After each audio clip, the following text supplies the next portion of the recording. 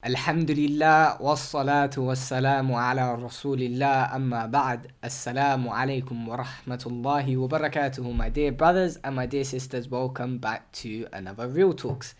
This is the show, inshallah ta'ala, where we bring you real talks pertaining to those brothers and sisters who are not really practicing, far away from Allah subhanahu wa ta'ala, and want to come back, close to the religion. We bring you kind of topics to do with your lifestyle in an attempt to try and make you, go far away from that lifestyle and come to, inshallah ta'ala, that which is khair, that which is good. So the good thing about this show, inshallah ta'ala, is that it's 12 minutes long, or we try to keep it short anyways.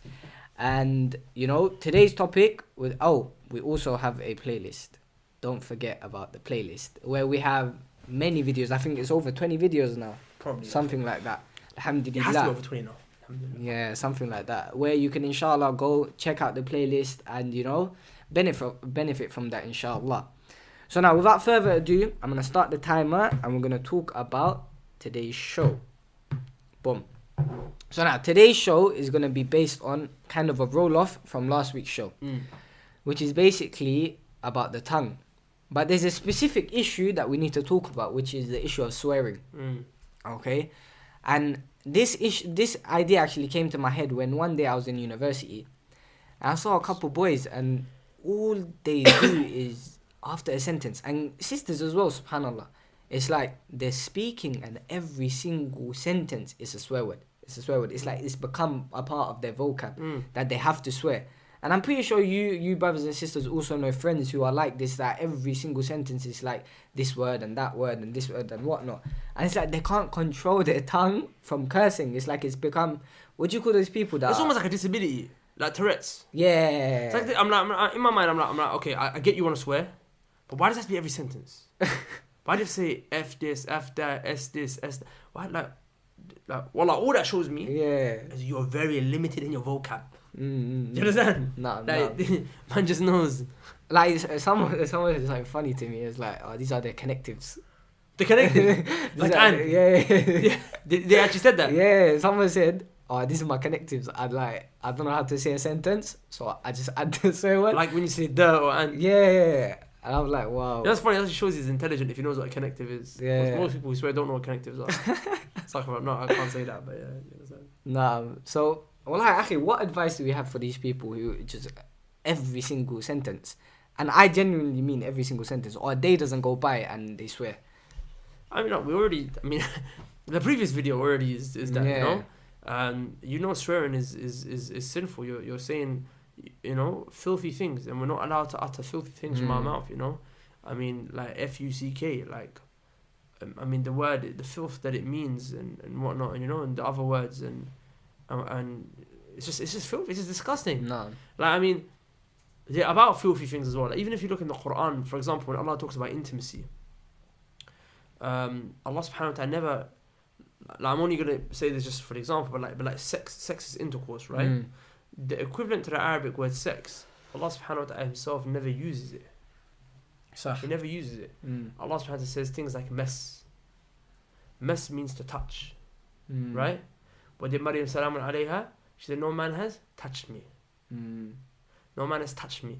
When Allah subhanahu wa ta'ala talked about the different positions that one could have with their wife when they're being intimate, Allah subhanahu wa ta'ala said, approach your tilth from wherever you wish. Tilth meaning, like the farmer, he has a place where he plants his seeds where they grow. And he referred to the wife as a tilth because a man plants his seed for, inshallah, Allah to make the baby grow inside of her. But look, Allah subhanahu wa ta'ala didn't say, do whatever position you like. He said, approach your tilth from where you. That's the way Allah subhanahu wa ta'ala speaks. So even then, the fact that there's nothing wrong with saying, for example, sex or sexual position or this, that, or no man has had sex with me, Allah subhanahu wa ta'ala doesn't use those words. Allah subhanahu wa ta'ala uses very beautiful words, kinayas, for example, right? Another example is Allah subhanahu wa ta'ala, he mentions, in Surah Al-Baqarah, that, they are like libas, they are like clothing for you and you're like clothing for them. And this ayah, of course, when a husband and wife, when they're naked and when they're engaging in intimacy, they come together as if they are each other's clothes, and they come. And it's beautiful. His ayah is beautiful, and there's so much take from it. But look at the language Allah subhanahu wa ta'ala uses. Do you see what I'm saying? No. He doesn't ever come out. But these people want to come out, and they don't want to come out and say, Beautiful words. they don't want to come out and say, you know, like indirect kind of speech like that. Nor do they want to be direct and use speech that's like permissible and like, for example, intercourse, sex or whatever. But they want to go a step further. And every sentence they want to say F this, F that. Look at you, you P. Look at you, you C. Look at you, you D. Oh, look, you know. Wallah, it's sad. Like, to be honest, there was videos going around of these Muslim girls, man, and they were singing, you know, like filthy songs and whatever have you. So this is problematic. Well, it's problematic. Yeah, you know what it is, Akhi? Yeah? One big problem that arises from this is that, or a big cause of this is that. No, I'm good. Jazakallah khair. A big cause of this is that which a person is listening to, because we know that what the person sees and what the person hears affects their heart, right? And even earlier we were discussing the cycle. It's like you're hearing something and you're seeing something and it's affecting your heart.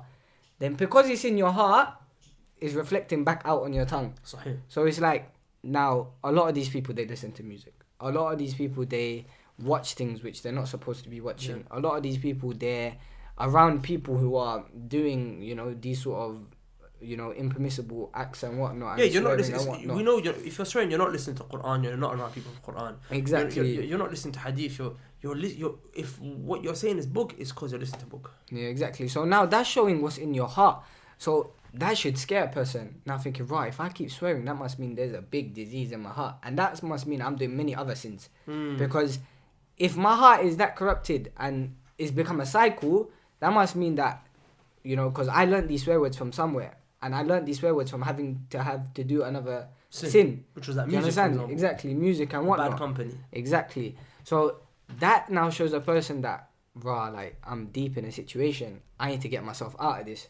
Because if you don't come to that realization, look, the tongue is going to lead you to many other things. You're going to swear. You're going to say this filthy thing and that filthy thing is going to lead to another thing. It's going to lead to another thing. You may come out with a word which is filthy. No one ever heard it. That person starts using it. He goes and uses it, another person. And the cycle just keeps going on. And that one swear word you said could just pile up on your neck on the day of judgment. Sahih. And subhanAllah, that's just how real it is. And honestly speaking, yeah, can you not just speak properly? Honestly, that's what I'm trying to think. Like, think about it. Most of these people, they want to get a career. They want to go into some sort of working lifestyle where it's going to be a profession and whatnot. Do you honestly think that you can speak like that when you're around? Like, honestly, like, that just shows me that person has a big issue and they're not close to the Quran at all. No. But I haven't seen one person who their Quran is good, their studying is good, they listen to lectures and, you know, they're around the Islamic environment that swear so constantly. Or swear at all, in fact. Because that's what purifies your heart. And that's the main thing, that if your heart isn't pure, obviously the tongue and What was the statement of Ibn al-Qayyim again? about the spoon. Yeah. So, subhanAllah, what is it? He said the heart is like he said the tongue is like a spoon, right? Exactly. If you So like a spoon scoops, right? Yeah. So he said the tongue is gonna scoop out what's in your heart. So then, as he mentioned, right, the eyes and the ears are the gateway to the heart. So if you're giving your heart madness, the tongue is not gonna bring that madness out. So this is where people will be like, "Oh, don't worry, me, I've got a good heart." So I'm sure you do have a good heart. Maybe you have one better than us. Most likely, you probably do. But swearing is problematic. Understand? It can't be all that good. 100%. I just want to mention, you know, Allah subhanahu wa ta'ala, he when he was speaking to the believers, because you're a believer, right? You're a believer, right? So Allah speaking to you. He said, لا تلمزوا أنفسكم. Allah subhanahu wa ta'ala said, ولا تلمزوا أنفسكم. Don't insult one another.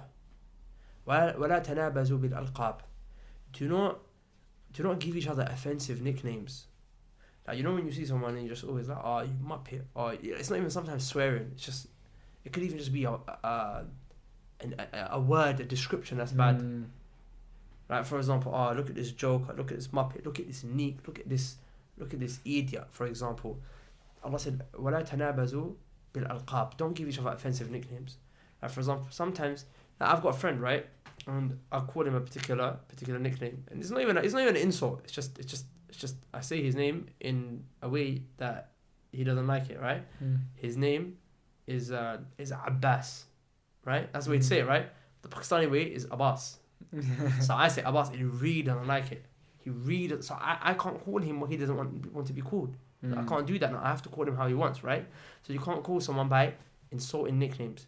And then Allah said, بِئْسَ الْإِسْمُ الْفُسُوقُ بَعْدَ الْإِيمَانِ. Allah said, evil is such a statement, it's such a word after Iman. Meaning you're a believer now. Believers don't have those kind of statements. Allah connected not saying swear words, not saying insults, not saying filthy things to Iman. So Allah said, if a person's got Iman, this shouldn't come. So why is it coming? It shows there's a deficiency in Iman now. If the Iman is low, or for some people there is no Iman. That's why the kuffar, every statement. My brother told me the other day he met one of his friends from school, from back in the day, kafir, and every sentence he was saying was a swear word. That's how you speak to them, right?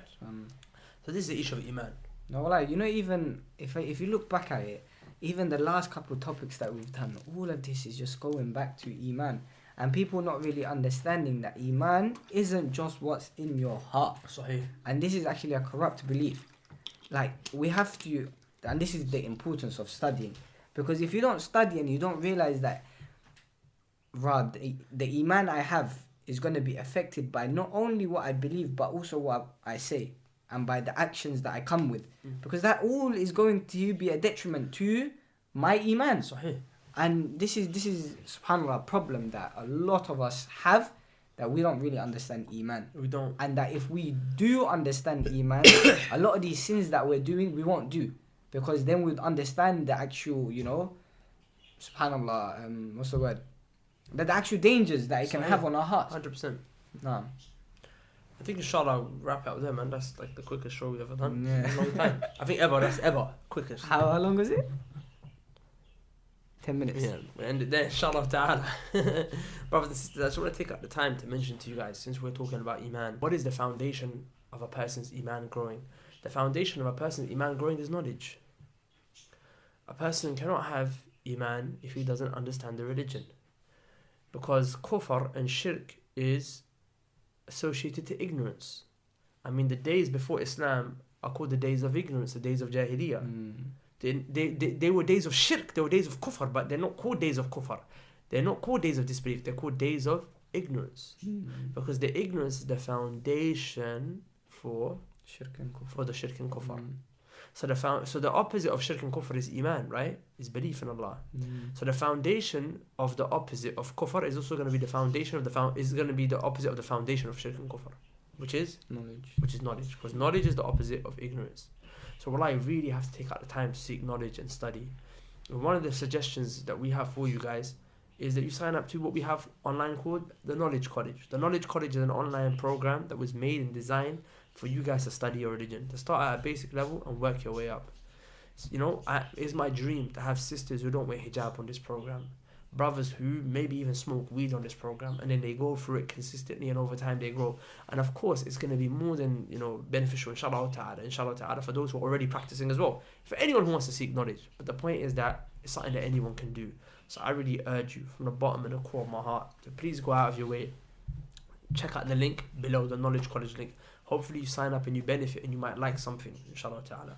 With that said, like the video if you like it, and dislike it if you don't. I think we're the only YouTubers who say that, innit? I don't know. I don't think anyone I even else classify myself as a YouTuber. Yeah. I mean, listen, I'm on YouTube, innit? Yeah, it's true. Don't put me in the YouTuber category. But if you don't like the video, don't dislike it, no problem. No. But let us know why in the comments below. And if you did like it, let us know why. And do share it with inshallah ta'ala with someone that you think could also benefit. Inshallah. With that said, Assalamu alaikum.